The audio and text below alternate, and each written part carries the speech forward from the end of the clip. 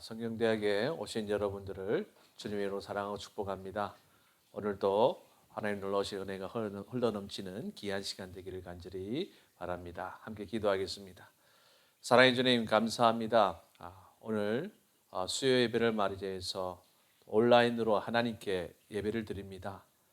우리가 처해 있는 각 처소에서 예배 드릴 때에 성령께서 함께 하시며 은혜가 충만한 시간 될 수 있도록 인도하시고, 오늘 우리가 입술을 열어서 찬양하며 또한 말씀을 또한 듣고 또한 우리가 기도할 때 하나님께서 주시는 큰 역사와 은혜를 경험하는 귀한 시간 될 수 있도록 성령께서 처음부터 끝까지 주관하여 주시옵소서. 감사드리며 예수님으로 간절히 기도드리옵나이다. 아멘. 많은 사람들 참된 진리를 모른 채 주님 곁을 떠나갔지만 내가 만난 주님은 참 사랑이었고 진리이고 소망이어서 난 예수가 좋다오. 우리 함께 찬양하도록 하겠습니다.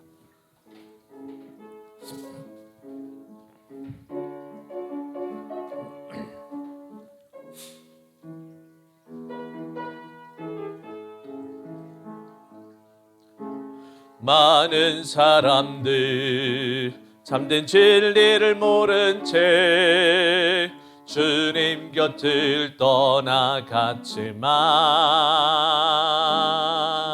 내가 만난 주님은 참 사랑이었고 진리이고 소망이었소. 난 예수가 좋다오. 난 예수가 좋다오. 주를 사랑한다도 베드로 고백처럼 난 예수를 사랑한다오. 무거운 짐진 자 다 내게로 오라. 내가 너를 쉬게 하리라. 이 길만이 생명의 길 참 복된 길이라. 단승 내게 들려주셨소. 나 예수가 좋다오. 나 예수가 좋다오.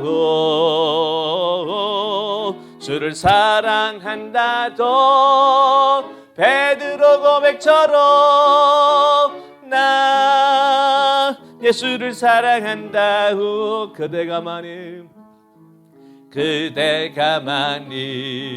참된 행복을 찾거든 예수님을 만나보세요. 그분으로 인하여 참 평안을 얻으면 나와 같이 고백할 거요. 나 예수가 좋다오. 나 예수가 좋다오. 주를 사랑한다도 베드로 고백처럼 나 예수가 사랑한다오. 우리 3절 한 번 더 부릅니다. 그대가 만일 참된 행복을 찾거든 예수님을 만나보세요. 그분으로 인하여 참 평안을 얻으며 나와 같이 고백할 거요. 나 예수가 좋다오. 나 예수가 좋다오. 주를 사랑한다도 베드로 고백처럼 나 예수를 사랑한다오. 난 예수가 좋다오. 나 예수가 좋다오. 나 예수가 좋다고 주를 사랑한다고 베드로 고백처럼 나 예수를 사랑한다고. 그렇습니다. 이 예수를 사랑한다고 하면 우리가 어떤 삶을 살아야 되겠습니까? 살아도 주를 위해 살고 죽어도 주를 위해 살아야 되겠죠. 우리 참 십자가의 길을 가신 그 주님의 길을 우리도 따라가겠습니다 라는 신앙 고백으로 하나님께 찬양합니다.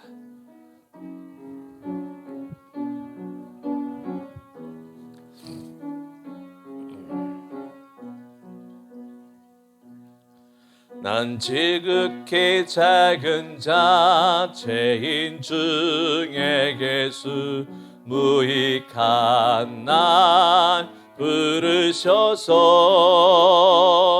간절한 기대와 소망 부끄럽지 않게 십자가 전케 하셨네.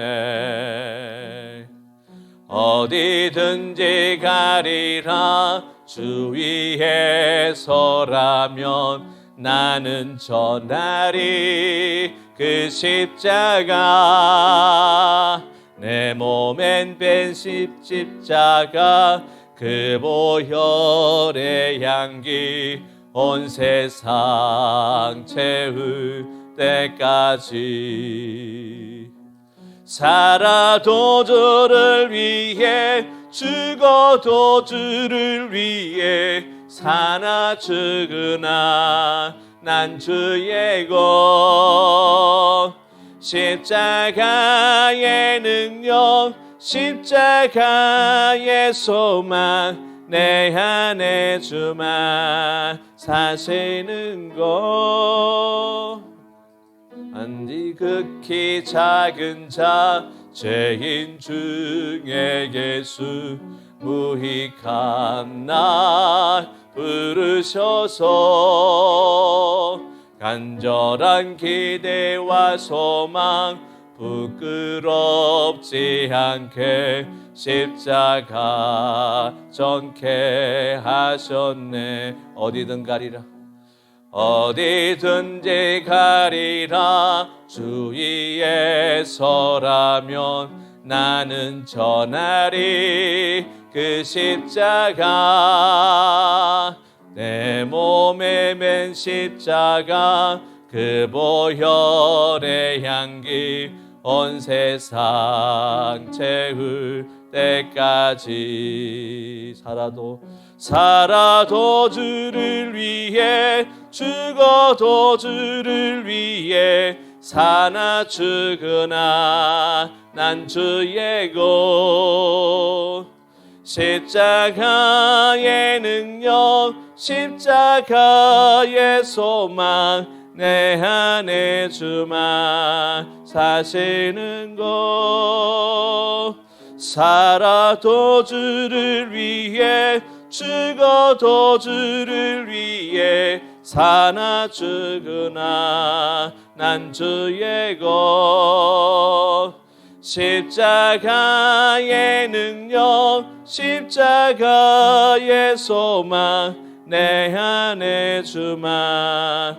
사시는 것 난 지극히 작은 자 죄인 중에 예수 무익한 날 부르셔서 간절한 기대와 소망 부끄럽지 않게 십자가 전케 하셨네. 내 사랑 나의 십자가. 할렐루야. 우리 함께 기도합시다. 정말 우리가 베드로의 고백처럼 난 예수가 너무 좋다고 고백한 그 고백, 이 고백이 우리의 고백이라면 우리가 사나 죽으나 주를 위해 살아야 되지 않겠습니까? 오늘 이 시간 우리가 나아갈 길이 바로 주만을 위해 주를 위해 살아가야 할 하나님의 자녀인 것을 다시 한번 확인하고 우리가 입술로 찬양했던 그 고백이 우리의 삶의 고백으로 나타나는 역사가 일어나게 되도록 함께 기도합시다. 오늘도 우리가 함께 또한 성경 대화를 주신 말씀을 배우고자 할 때 성령께 지혜를 주시고 이 말씀들을 우리가 잘 이해하고, 그래서 정말 하나님 주신 이 말씀의 그 뜻과 그 의미를 깨닫고 우리의 삶을 결단할 수 있는 그런 시간 될 수 있도록 함께 기도하시고, 우리가 함께 기도하는 기도의 제목들이 주께 응답되는 역사가 일어나게 되도록 이 시간 한 목소리 간절하게 기도하도록 하겠습니다. 사랑해 주님 감사합니다.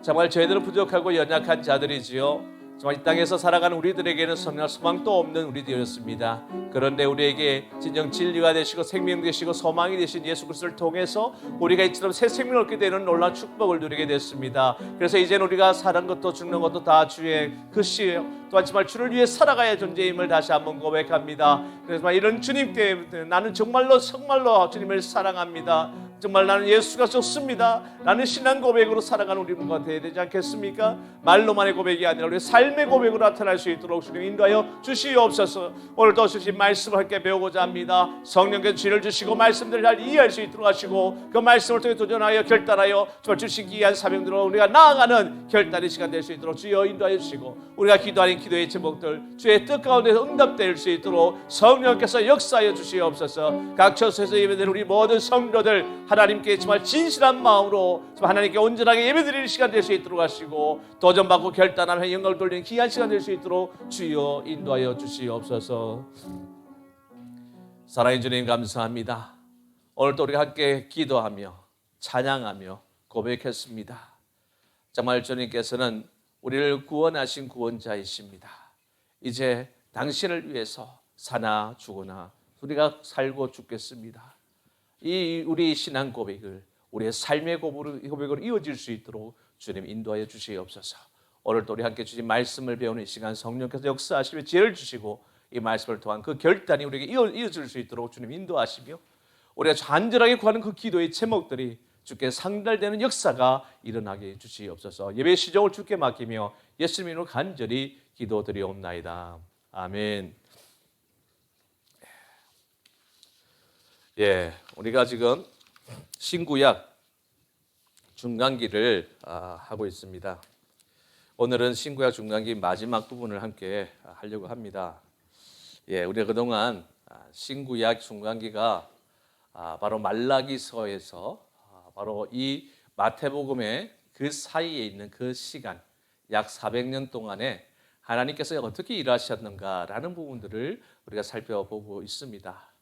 하나님께서는 주변 열강, 팔레스틴 그 주변 열강들을 바로 세우고, 또한 그들이 이 정치적인 그런 영향들을 펼쳐가는 가운데서 하나님께서 각 열국들을 어떻게 사용했는가, 무엇을 위해서? 바로 400년 뒤에 하나님께서 약속하신 이 메시아에 대한 약속, 그 예수 그리스도가 이 땅에 오시는 그것을 위해서 그 길을 어떻게 준비해 갔는지를, 그것을 우리에게 보여주고 있다는 것이죠.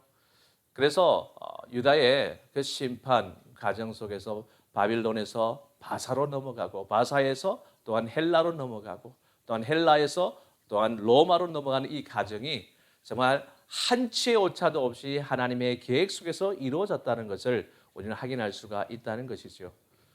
그래서 하나님께서는 헬라를 통해서 바로 하나님의 말씀, 이 구약의 메시지가 신약의 헬라어로 번역이 될 수 있도록 언어를 또한 통일시키는데 헬라를 사용하셨다. 그리고 나서 유대를 잠깐 100년 정도 이처럼 또한 독립을 하게 된 것도 이 메시아를 대망하는 이러한 소망을 가질 수 있는 그런 나라가 되기 위한 준비를 시켰다는 것을 확인할 수가 있고요.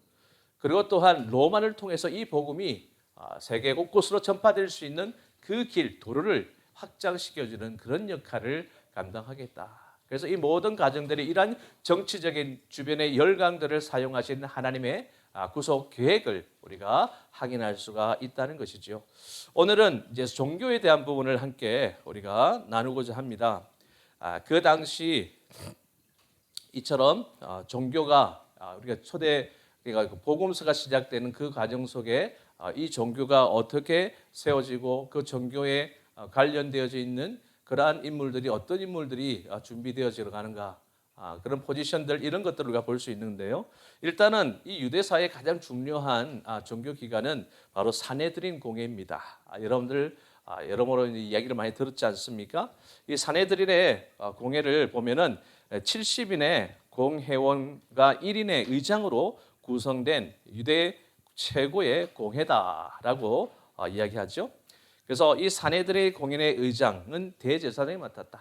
그래서 우리가 보통 보면은 이 시대를 비교한다. 우리는 뭐 종교가 국교가 된 나라는 아니니까 그냥 일반적으로 우리가 국회를 어쨌든 의사결정의 중요한 기관으로 삼지 않습니까? 바로 이 유대라는 나라는 바로 이처럼 하나님 믿는 나라이기 때문에 바로 이처럼 종교기관이 최고의 의결기관이었다라는 것입니다. 그래서 이 사내들인의 공의원 자격은 결혼한 자로서 30세 이상이어야 했고 또한 등망이 놓고 율법에 정통한 자였다. 그래서 사내들인 공회가 하는 일을 보게 되어지면 사법권을 가지고 있어요. 하지만 사형에 해당되는 재판은 할 수가 없었다. 그래서 실제로 예수님께서 이 땅에 오시고 이 공생의 사역을 감당하시다가 유대인들로 핍박을 받지 않습니까? 그런 가운데 이 사내들인 공회에서 예수님을 이처럼 고소를 하고 또한 이 소송을 하게 되어지는데 결국은 자기들이 이처럼 사형에 해당되는 재판권이 없었기 때문에 로마 법정으로 세울 수밖에 없었다는 것이죠. 그 이유가 바로 이런 이유였습니다. 그래서 종교적인 부분들에 대한 부분들을 이처럼 사법권에 대한 행사를 할 수 있었지만 율법에 대한 이 재판권을 할 수는 있었지만 이처럼 사형에 해당되는 그런 재판은 실시할 수 없었다. 그리고 사내들인 공회가 등장하는 그 예들은 보면은 마태복음에 보면 예수님을 빌라도에 넘겨주는 결의를 한 곳이 바로 사내들인 공회였다. 그리고 예수님을 승천하신 이후에 제자들의 사역을 펼칠 때에도 사내들인 공회가 방해를 했다고 사도행전 5장에 보면 나오죠. 그리고 스데반을 죽이려고 재판한 것도 바로 사내들인 공회였다. 그리고 바울 사도도 사내들인 앞에서 재판을 받았다. 그래서 성경에 보면은 이처럼 사내들인 공회가 이 복음서 곳곳에 또한 사도행전에 등장하는 것을 우리가 확인할 수가 있습니다. 그래서 사내들인 공회원의 예는 우리가 잘 아시다시피 예수님의 시체를 아직 장사한 일이 없었던 제 새 무덤에 장사를 지냈는데 누가 그랬느냐? 바로 아리마대 사람 요셉이라는 사람. 그 사람이 이처럼 예수님이 장사하는 새 무덤을 제공하지 않습니까? 바로 이 아리마대 사람 요셉 역시 사내들인 공회원이었다. 그리고 또한 예수님을 밤중에 주님 찾아왔던 바로 니고데모, 거듭나야 우리가 구원을 얻을 수 있다, 영생을 얻을 수 있다는 이 메시지를 또한 주고받았던 바로 니고데모가 바로 사내들인 공회원 소속이었다. 이처럼 가장 중요한 사내들인 공회가 있었고 그 다음에 서기관이라는 그런 기관이 있습니다. 서기관은 구약 시대의 서기관들은 율법 복사 그리고 보존에 헌신된 사람들이었어요. 그런데 신약 시대의 서기관들은 여기서 율법의 권위자들, 그러니까 율법을 잘 알고 있는 그런 사람들, 가르치는 그런 역할을 한 사람들, 그런 사람들을 바로 서기관이다라고 이야기했습니다. 그래서 예수님께서는 그들이 외적으로만 의롭다고 책망하시며 그들의 외식을 꾸짖으셨죠. 그리고 서기관들의 교훈에 능력이 없었다.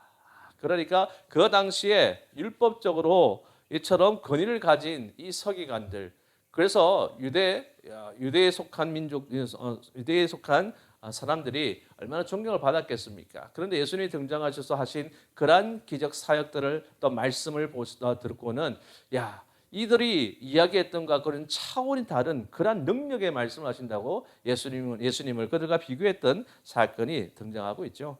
이런 서기관들이 있었고 그다음에 바리새인이 있습니다. 요한 히르카누스 1세 때 제2기간에 등장했던 그러한 자들인데요. 보면은 초기에는 하시더들과 마카비 가문이 공동의 명분을 추구했지만 어떤 하시더들이 대제사장직에 대한 요한 히르카누스의 권리를 반대하기 시작해서 하스모니안 통치를 반대하는 하시드의 전통이 시작되었어요. 이때 하스모니안가의 고압적인 방식을 싫어했던 많은 평민들에게 인기를 얻었던 평신도 운동이 있었다는 것입니다. 이때 등장한 것이 바로 바리새파라는 것입니다. 그래서 어떤 건의에 대한 하나의 도전이었다라고 보시면 됩니다. 그래서 바리새라는 그 이름은 분리된 자, 바로 구별된 자라는 뜻으로 분리주의자를 뜻하는 그들의 이름은 정상적인 종교 행위 이상의 것을 바라고 노력하는 자라는 사실로 드러내고 있다는 것이죠. 신약에 한 100번 정도 언급되고 있습니다. 바리새인들은 율법 연구에 엄격한 그런 율법 준수에 주의를 기울였던 그런 파지요. 그래서 율법에 대한 관심은 토라 자체만 연구한 것이 아니라 구전 토라, 토라라는 것은 율법을 이야기하는데 모세오경을 이야기하기도 합니다. 이 구전 토라라는 것은 입으로 전해져 내려오는 바로 율법의 말씀들을 이야기하는 것이죠. 그래서 이제 토라는 이처럼 문서로 되어진 것이다라면 문서에 대해서 구전 토라는 입으로 계속해서 전해 내려오는 그러한 율법을 이야기한다. 즉 적어도 주전 1세기 후반부터 발전되기 시작한 율법 해설집, 이거는 장로들의 전통을 수용했다라는 것이죠. 이거 역시도 그 당시에 정말 좀 덕망이 있는 이런 장로들이 만들어 놓은 그 율법의 변두리에 또 다른 율법들을 만든 것들이 있습니다. 그래서 이런 것들, 그 전성을 그들이 수용했다라는 것이죠. 그 예로 이제 등장하고 있는 것이 식사하기 전에 손을 씻은 이유는 기도할 때 깨끗한 손으로 하기 위해서 이런 이제 율법을 만든 것이죠. 언뜻 보면 예수님이 좋아할 만한 그런 장점을 지닌 사람들이었습니다. 그 당시 어떤 종파보다도 구약의 율법서를 따라서 살려고 노력했던 그러한 그룹이죠. 바리새인들은 양념과 채소도 11조를 드릴 정도로 율법에 충실했던 그런 사람들이죠. 예수님은 바리새인들이 의를 추구하는 데 있어서 율법의 외적인 준수만을 생각하고 마음의 정결을 모르는 윗선자들이라고 비난을 했습니다. 그래서 보면은 예수님께서 이 공생의 기간 동안에 이 외식하는 자라고 비난했을 때 그 외식하는 자의 그 대표적인 그런 그룹이 바로 바리새인들이었다라는 것이죠. 이 율법 조항의 예들은 다양합니다. 보면은 나귀를 타는 것은 안식일 계명을 범하지 않는 것이지만 채찍질을 하기 위해 해초리를 가지고 타는 것은 나귀의 짐을 싣는 행위였기 때문에 안식일법에 저촉된다. 참 황당하지 않습니까? 안식일에 아무것도 하지 마라. 안식일에 일을 하지 마라. 그랬더니 안식일에 나귀를 타고 가는 것은 그래 좋아. 그런데 채찍질을 하기 위해서 해초리를 가지고 갔다. 그럼 이건 나귀의 짐을 싣는 행위니까 이것은 안식일법을 어기는 것이다. 이렇게 적용했다는 것이죠. 얼마나 스트릭하게 이렇게 적용합니까? 그리고 안식일에는 바깥에 나갈 수 없었기 때문에 거지가 구걸을 해도 가서 돕지 못한다는 거죠. 그러니까 구걸하는 거지가 직접 집 안으로 들어와서 손을 들어서 들이밀면은 뭔가를 줄 수 있었다. 그러니까 본인이 직접 나가서 구제를 할 수 없었다라는 것을 이야기하죠. 여인들은 안식일에 거울을 들여다볼 수도 없었다. 왜냐하면 흰 머리카락을 보면은 그것을 뽑고 싶은 충동을 느낄 수 있었기 때문에 그것을 하지 않도록 하기 위해서 거울을 보지 말라라는 것이 율법이었다는 것이죠.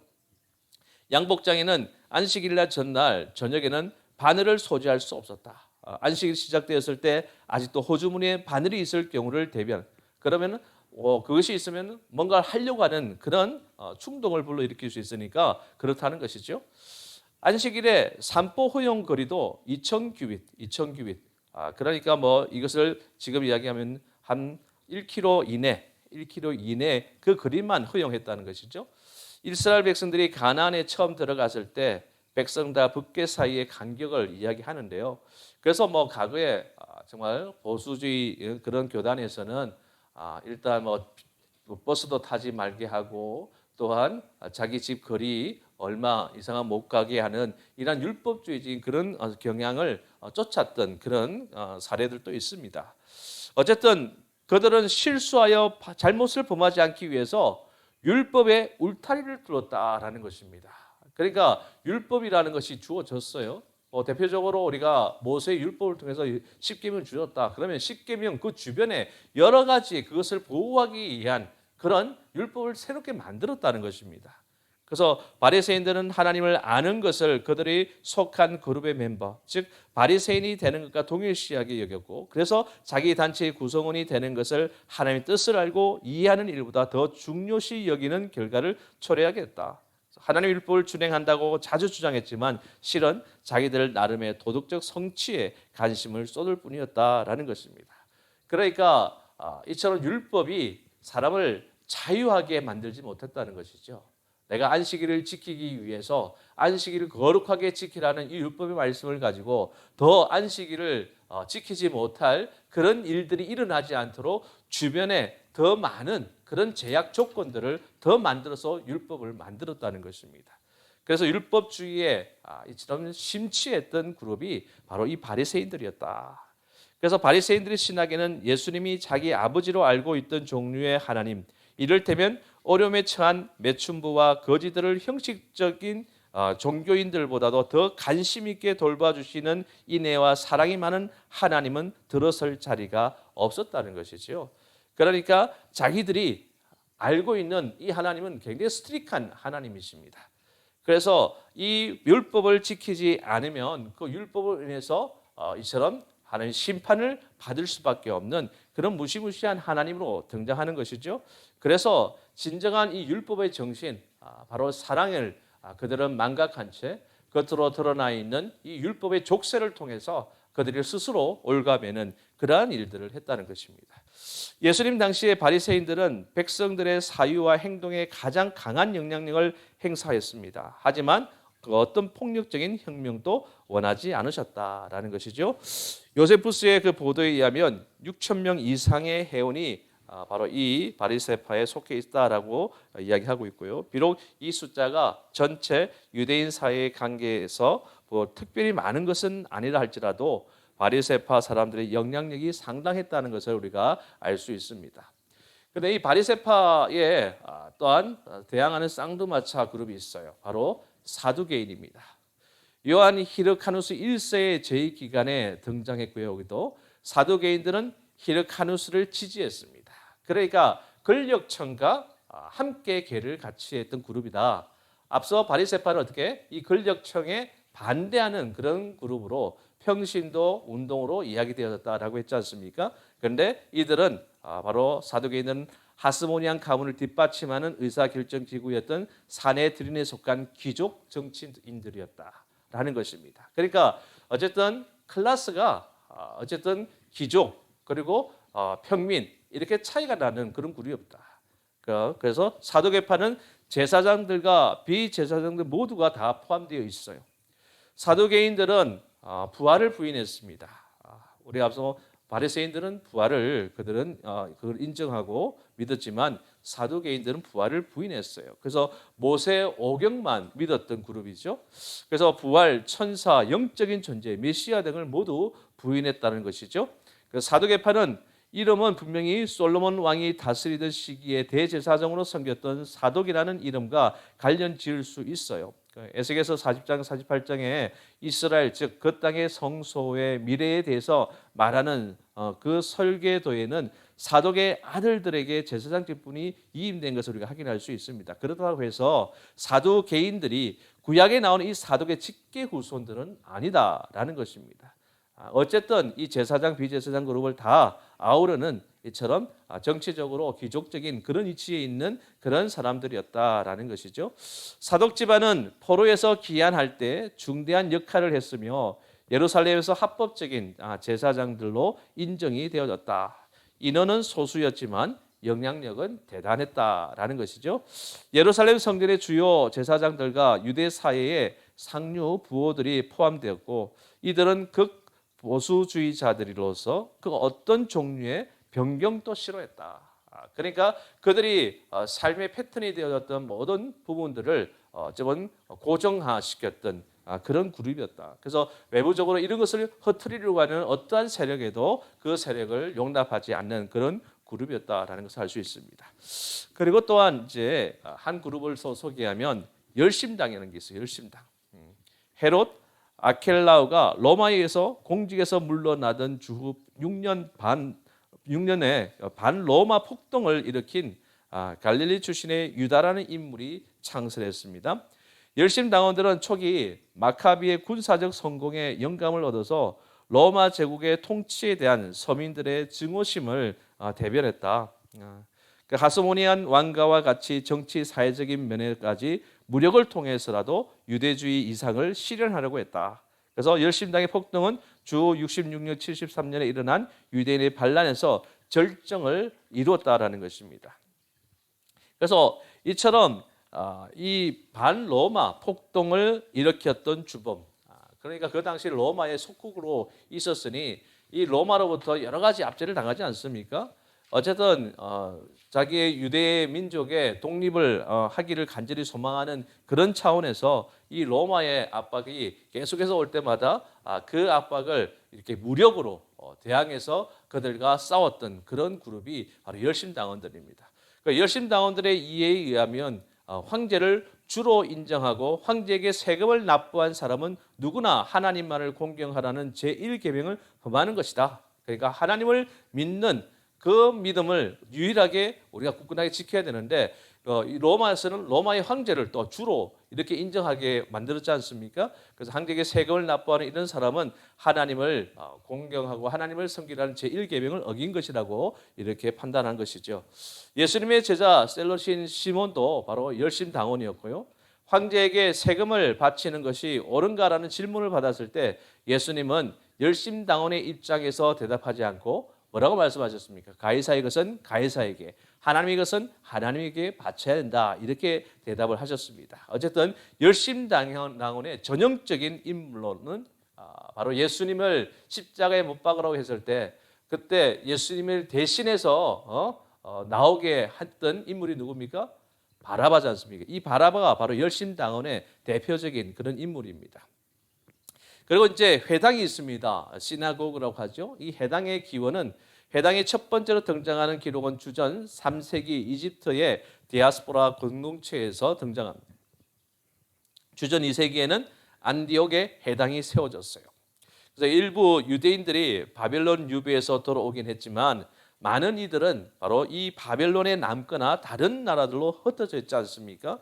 어째서 우리가 앞서 보았듯이 바빌론에 70년 동안 포로로 잡혀 나간 후 바로 바사에 바로 고레스 왕의 칙령에 의해서 다시 본국으로 돌아가게 했어요. 그런데 1차, 2차, 3차를 통해서 돌아갔지만 대부분의 많은 사람들은 돌아오지 않았어요. 돌아오지 않고 바로 이 바사 제국 그리고 또한 세계 곳곳에 흩어져서 살게 되었다는 것이죠. 그 흩어진 이 유대인들, 그 유대인들이 누구냐? 바로 디아스포라 유대인들이다라고 이야기하는 것이죠. 디아스포라는 뜻이 흩어짐의 뜻이니까 지중해 전역에서 이처럼 유다인 공동체가 이제 형성이 되어졌다는 것입니다. 유대 지역 안보다 바깥의 유대인이 더 많았고 그들 대부분은 그리스로 된 성경, 앞서 우리가 봤듯이 70인역을 그들이 읽었고요. 그들이 세운 유대교 회당은 이후에 기독교 선교 활동의 출발점 역할을 하게 되었다라는 것입니다. 그래서 회당이 정말 중요한 그런 의미를 지니고 있다라는 것이지요. 예수님 시대에는 팔레스타인 안에 480개의 회당이 있었다고 합니다. 유대인들이 사는 모든 마을에 회당이 세워졌다 해도 과언이 아니라는 얘기죠. 예수님 시대의 갈릴리에만 약 250개의 마을이 있었으니 그 숫자가 어마어마했다라고 볼 수 있습니다. 예수님 시대에는 로마에는 11개의 유대인 회당이 있었다. 그리고 회당의 역할은 뭐냐? 다른 신앙을 가진 민족들 사이에서 흩어져 살았던 디아스포라 유대인 공동체를 하나로 묶어주고 유대인 고유의 신앙생활을 유지해 나가도록 해주는 그 역할을 했다. 그렇죠? 그러니까 우리가 보면은 우리가 각국으로 이민을 가지 않습니까? 이민 간 사람들이 또한 본국에 대한 그런 아쉬움, 또 본국을 그리워하는 그런 마음들이 있잖아요.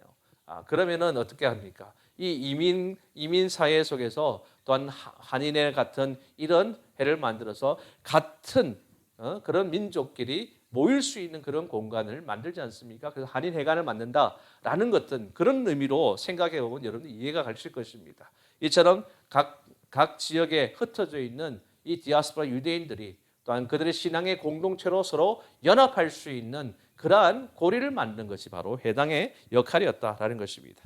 각 지역에서의 유대인 공동체를 유지 보존시키는 데 공헌했다. 그래서 해당에서 하는 일은 뭐냐? 바로 하나님께 예배를 드렸다. 예배 공동체로서의 그러한 가정 본보기를 보여주고 있죠. 그리고 어린 아이들에게 율법을 가르쳤다. 12세까지 의무 교육을 받았던 것이죠. 그리고 예루살렘 근처 해당은 순례객에게 숙소를 제공하는 역할도 했다라는 것입니다. 그래서 보면은 우리가 예수님께서 복음을 전할 때나 바울이 복음을 전할 때 가장 먼저 가서 복음을 전했던 곳이 어디냐면 바로 회당이에요. 회당에 가서 바로 예수님 또한 바울 역시 이 복음을 전하는 가장 중요한 첫 그런 전초기지를 감당했다는 것이죠. 왜 그러냐? 회당은 저는 율법을 가르치고 또한 예배하는 곳이라 했지 않습니까? 율법이 뭡니까? 바로 하나님의 말씀을 가르쳤다는 얘기입니다. 하나님께서 이 구약의 율법의 메시지를 주신 것은 바로 신약에 오실 메시아에 대한 그런 예시, 메시지를 주신 것 아니겠습니까? 그러니까 바로 그 메시아가 바로 예수 그리스도다 라고 설명하고 이야기에 가장 빠르게 하는 그런 지식적인 인포메이션을 가장 많이 가지고 있는 그룹이 유대인들, 그리고 그런 사람들이 모여 있는 곳이 바로 회당이었기 때문에 회당을 복음을 전하는 첫 번째 타겟으로 삼았던 것입니다. 해당의 구절을 보면 예루살렘을 향하고 있는 긴 장방향 모양으로 건립되었고요. 입구에는 물이 든 대야가 놓여 있어서 회당에 들어가려는 모든 사람들이 의식적인 정결을 행할 수 있게 했습니다. 회당의 앞쪽 벽에는 율법 두루마리가 보관되어 있고요. 율법 두루마리 앞에는 모세의 자리, 즉 가르치는 사람이 앉아서 가르칠 수 있는 앉는 의자가 있었다는 것입니다. 중앙에 높은 단이 있어서 그곳에 율법서를 놓고 읽을 수 있게 했던 것입니다. 그리고 해당의 구성을 보면 공동체에 명망이 있는 사람들 가운데서 선출된 회당장은 예배를 드리는 책임을 맡았다. 그래서 회당장은 집회의 과정이 율법에 따라서 수행되고 있는지를 또한 주의하여 감독했다는 것입니다. 회당장은 기도를 인도하고 율법을 낭독하는 직무를 수행할 사람들을 정해서 참석자들을 권고하여 적절한 설교를 하게 했다는 것이죠.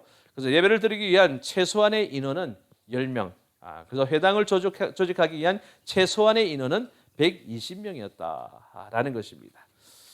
예, 이렇게 이제 종교적인 측면 속에서 이 초대교회에 복음이 들어올 수 있는 그러한 부분들을 이렇게 준비되어졌다라는 것을 우리가 확인할 수 있고, 그래서 복음서를 보게 되어지면 바로 예수님께서 이 공생의 사역을 할 때 이 모든 과정 속에서 이런 종교 기관들 또한 종교 그룹들이 등장하게 되어지고 그들의 이해관계가 어떠했는가를 우리가 알게 되어지면 우리가 복음서를 이해하는데 도움이 많이 된다라는 것입니다. 그래서 신약 시대의 지리적인 측면들을 보게 되면요, 이게 이제 지도에 나온 것을 여러분들이 보시면서 확인하면 좋을 것 같아요. 그래서 이제 4개의 수역으로 나눠집니다. 이 팔레스타인 이스라엘 지역은 4개의 수역이 있어요. 먼저 갈릴리 바다가 있습니다. 갈릴리 바다. 이 갈릴리 지방의 동쪽에 위치하고 있고 남북이 약 22.5km, 동서가 약 14.5km에 해당되는 그러한 바다입니다.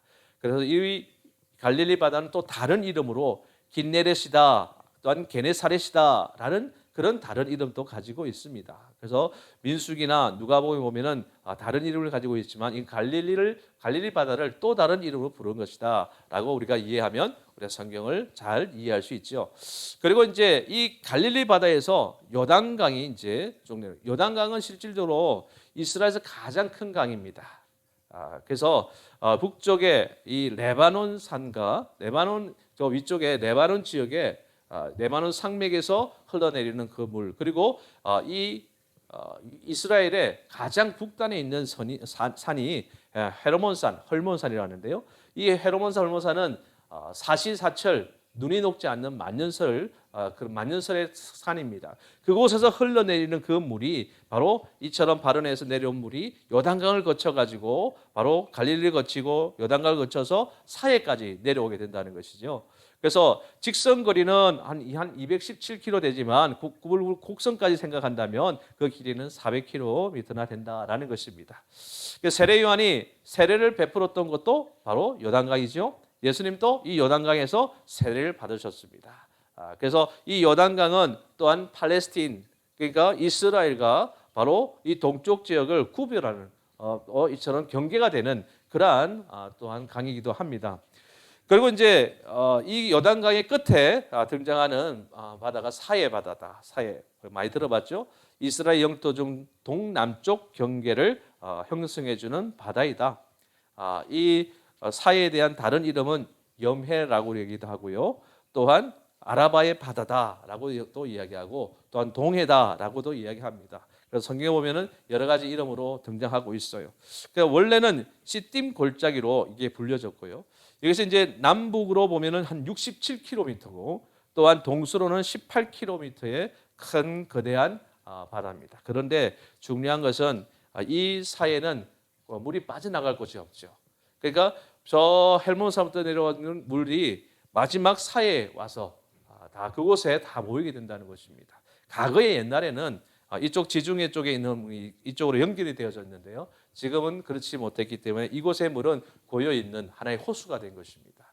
이 호수가 되다 보니까 어떻게 했습니까? 물은 들어오는데 빠져나갈 구멍은 없다.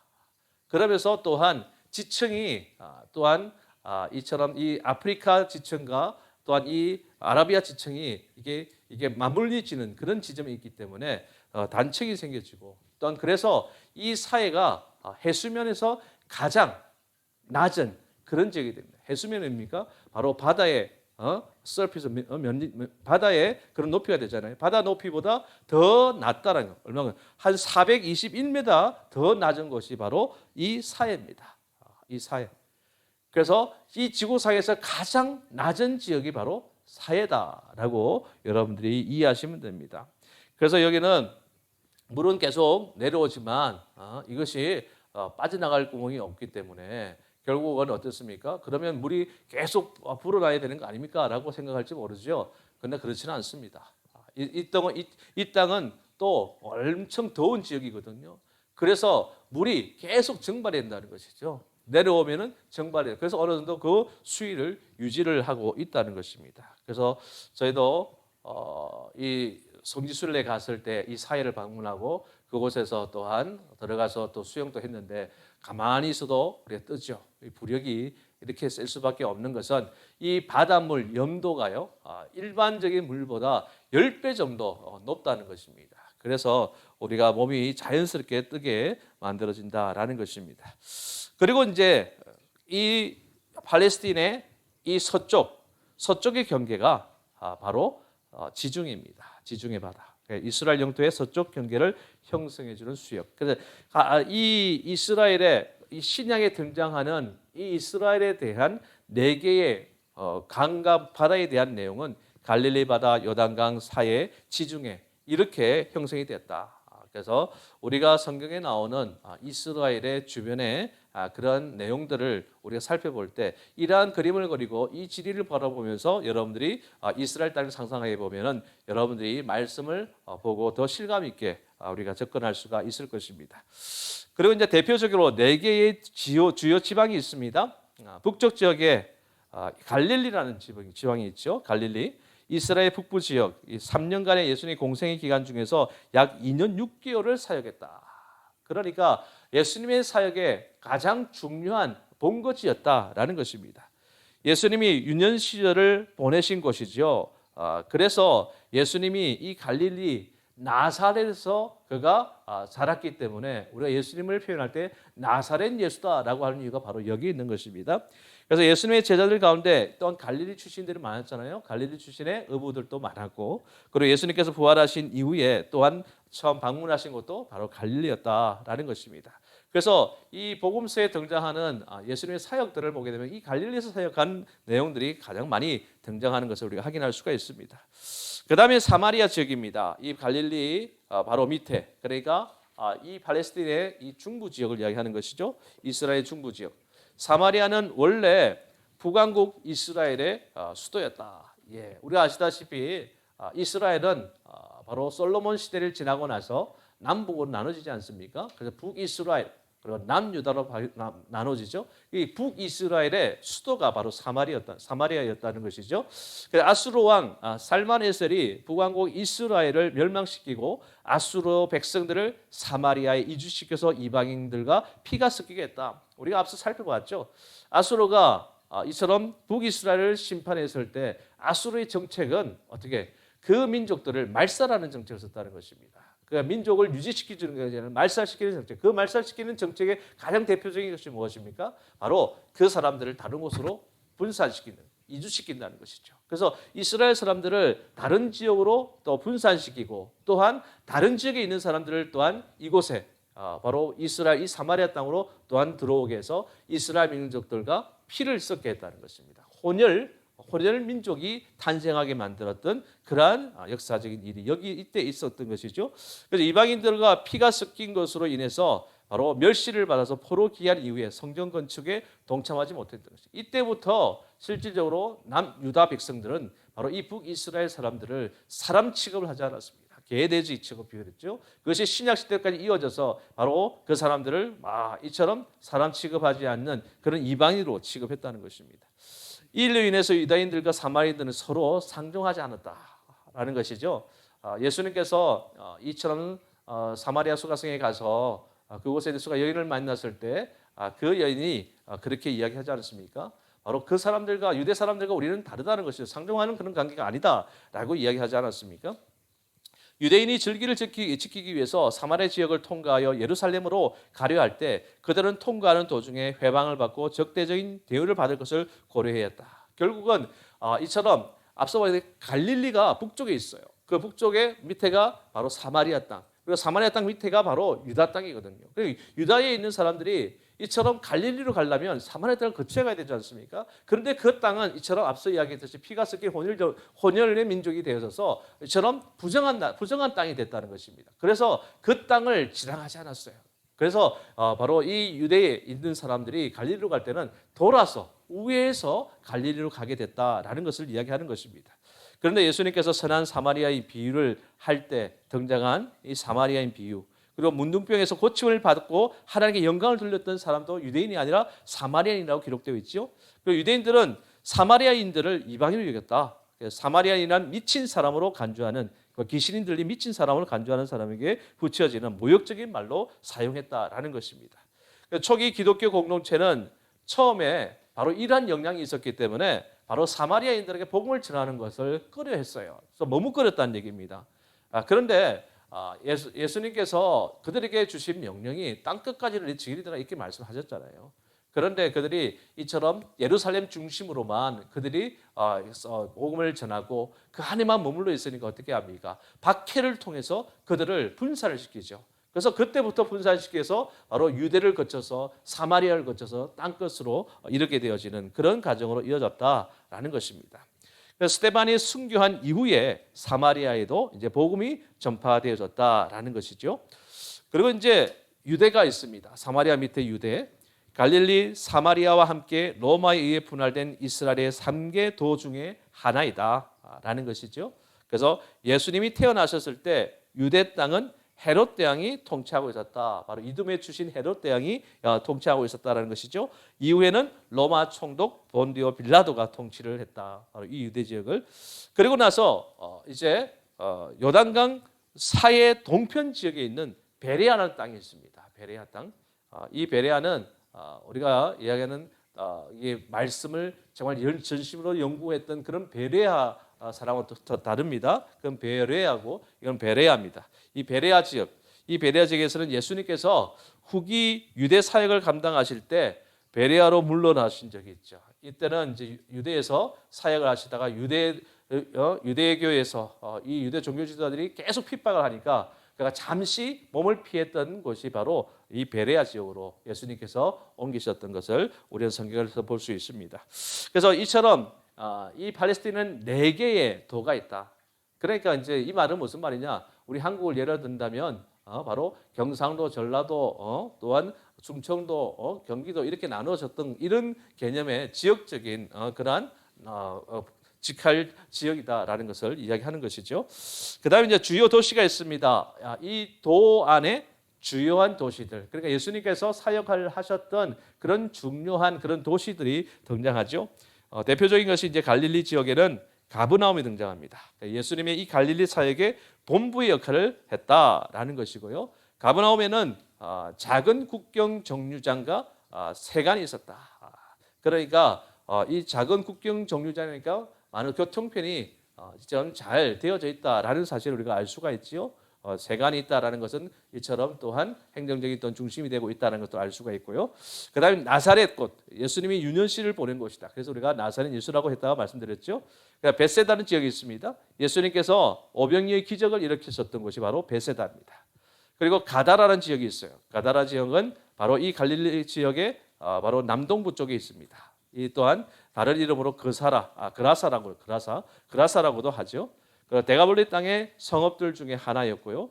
예수님께서 군대 귀신 들린 사람을 고치신 곳이 바로 가다라, 바로 그라사입니다.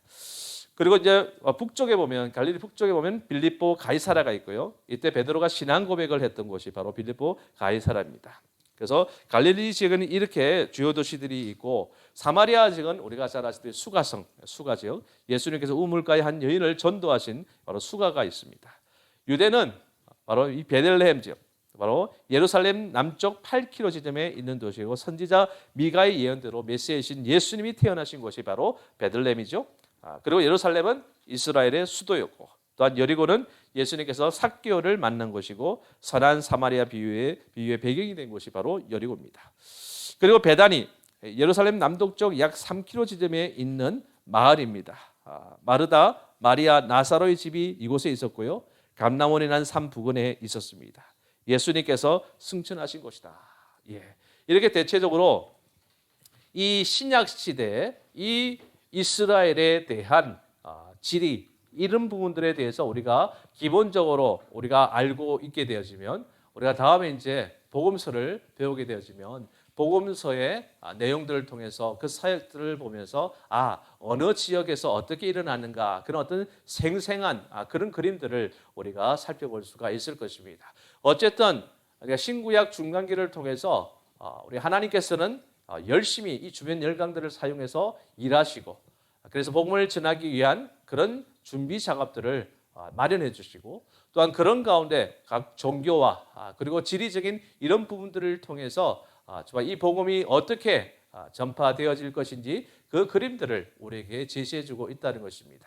어쨌든 오늘 우리가 그동안 3주를 걸쳐서 신구약 중간기를 통해서 우리가 살펴본 가장 핵심적인 것은 바로 예수님이 오시게 하기엔 그 과정을 준비했다라는 것을 우리는 알 수가 있습니다. 그래서 예수님이 왜 이 땅에 오셨는가? 예수님은 바로 우리를 구원하시기 위해서 이 땅에 오셨죠. 그 십자가를 위해서 이 땅에 오셨습니다. 바로 이러한 하나님의 그 뜻을 우리가 헤아려 알면서 이 신구약 중간기의 하나님 일하심을 다시 한번 우리가 묵상할 수 있는 그 시간 됐으면 좋겠습니다. 함께 찬양하겠습니다. 그가 오신 이유.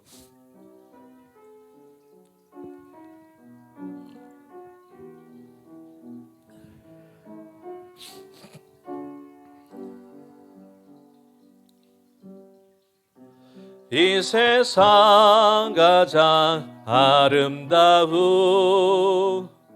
순종의 눈물, 온 세상 다시 빛나게 한 생명의 눈물, 그가 이 땅에 오신 이유, 죽어야 살게 되고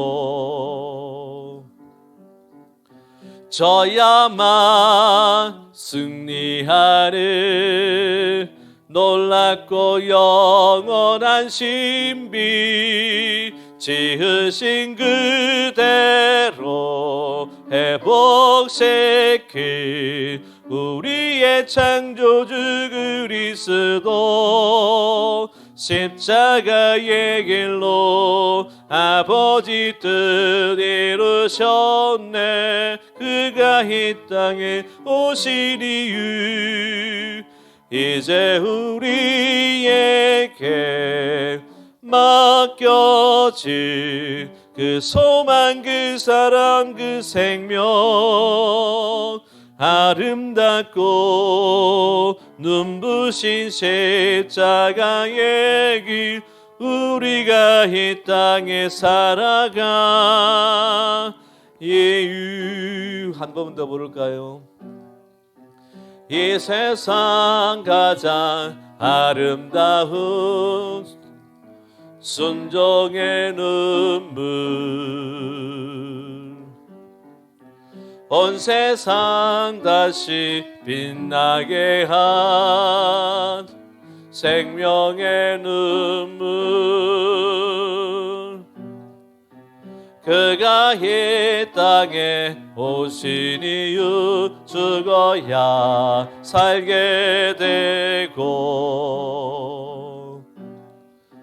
져야만 승리하는 놀랍고 영원한 신비 지으신 그대로 회복시킨 우리의 창조주 그리스도 십자가의 길로 아버지 뜻 이루셨네 그가 이 땅에 오실 이유 이제 우리에게 맡겨진 그 소망 그 사랑 그 생명 아름답고 눈부신 십자가의 길 우리가 이 땅에 살아가 예유 우리 함께 기도합시다. 우리 하나님께서는 한순간도 쉬지 않으시고 하나님의 구원의 그 사역들을 펼쳐가셨습니다. 이처럼 이스라엘을 세우시고 하나님께서 그들을 선택하시고 하나님의 구속 사역을 어떻게 펼쳐가실지 그 그림자를 보여주시며 우리에 다시 오실 이 구원을 위해서 주실 메시아를 예시하셨죠. 그래서 이처럼 약속하신 이 메시아를 위한 그 준비 과정으로 400년의 신구약 중간기를 통해서 하나님께서는 열심히 일하셨음을 주변 열강들을 사용하신 우리 그 역사를 통해서 확인할 수가 있었습니다. 이 모든 것들이 바로 우리가 시작에 오실 예수 그리스도를 또한 준비시키기 위한 그런 과정이었습니다. 하나님 주신 이 구속의 사역을 완성하기 위해서 예수님께서 이 땅에 오신 거 아닙니까? 그가 오신 이유는 바로 우리가 죽어 마땅하여서 소망이 없는 우리들에게 구원의 그 감격을 주시고자 그가 져야만 이기는 죽어야 사는 그 목적을 달성하기 위해서 이 땅에 오신 거예요. 이러한 그분께서 이 땅에 오신 그 이유를 생각하며 하나님께서 그 이유를 온전하게 이루기 위해서 펼쳐가신 이 모든 그 역사의 그 흐름들, 그 진행하는 과정들 한순간도 우리가 흐트로 우리에게 주어진 것이 없다는 것을 확인하게 됩니다. 그래서 우리는 어떻게 해야 됩니까? 이러한 하나님의 그 뜻에 따라서 우리도 주님이 그러가신 그 이유, 이 땅에 오신 그 이유가 바로 우리가 가야 할 이유인 것을 알고 그 이유에 합당한 삶을 살아가게 돼. 이 시간 한 목소리 간절하게 기도하도록 하겠습니다. 사랑해 주님 감사합니다. 정말 하나님께서는 이 땅에 우리 인간을 창조하시고 하나님 나라의 그 귀한 그 사명을 위해서 우리를 만들었지만 진정 하나님을 기쁘시게 하는 그런 영광 돌리는 그런 삶을 살지 못하고 이 죄로 인하여서 우리는 절망의 길로 빠질 수밖에 없는 그런 자들이었어요. 그럼에도 불구하고 하나님께서 또한 이스라엘이라는 나라를 세워서 하나님의 그 구속의 역사를 또한 보여주셨습니다. 그럼에도 불구하고 그들은 하나님의 뜻을 거스르며 하나님의 뜻대로 살지 못했어요. 하나님께서 그들에게 영원한 나라에 대한 그런 소망과 약속을 주셨지만 그들은 그들을 스스로 발로 차버렸습니다. 그럼에도 불구하고 하나님께서 그 심판을 통해서 그들을 이 나라에서 이 땅에서 아버지 천멸시키고 소멸시킬 수 있는 그런 상황이 됐지만 이처럼 남은 자를 또 세워서 또 하나님께서 약속하신 그 메시아를 위한 그런 과정을 위해서 철저하게 하나님 일하시는 것을 확인했습니다. 하나님께서는 정말 하나님 우리를 구원하시기 위한 그 계획이 얼마나 오묘한지요, 얼마나 감사하고 감격스러운지요. 이런 하나님을 오신 그 은혜에 감사하면서 우리가 이 땅을 살아야 할 이유가 바로 또한 보게 됩니다. 주님께 이 땅에 오셔서 우리의 구속사역을 감당하신 그 이유가 바로 또 우리에게 주신 사유, 우리가 살아가야 할 이유인 것을 알고 하나님 뜻대로 온전히 순종하면서 주신 사역을 힘써 달려갈 수 있는 우리 모두 될 수 있도록 주님 인도하여 주시옵소서. 또 이처럼 우리가 다시 오실 예수 그리스도 그 주님의 날을 우리가 기대하며 소망하며 주를 바라보며 나아갈 수 있는 우리 모두 될 수 있도록 하시며 하나님의 영광을 이 땅을 살아갈 때 하나님 나라 확장을 위해서 우리가 어떻게 살아갈 것인가 고민하며 살아가는 우리 모두 될 수 있도록 주님 인도하여 주시옵소서. 진정 이러한 귀한 삶을 통해서 우리가 말씀을 통해 더욱더 확인하고 도전하는 귀한 시간 될 수 있도록 주님 인도하여 주시옵소서. 한번 기도합니다. 우리 교회를 위해서 기도합시다. 하나님께서 세우신 귀한 교회, 정말 성령 충만한 귀한 말씀이 흘러넘치고 언제나 기도가 끊이지 않는 귀한 공동체, 예수 그리스도의 피값으로 사신 귀한 공동체입니다. 주님의 영광이 온전히 드러날 수 있도록 주께서 사용해 달라고. 하나님께서 또한 코로나로 인해서 우리가 2달 넘게 하나님께 예배드리지 못한 그런 상황 속에서 온라인 예배를 드렸는데 돌아온 주일부터 우리가 또한 주일 예배를 또한 예배당에 드릴 수 있게 됐습니다.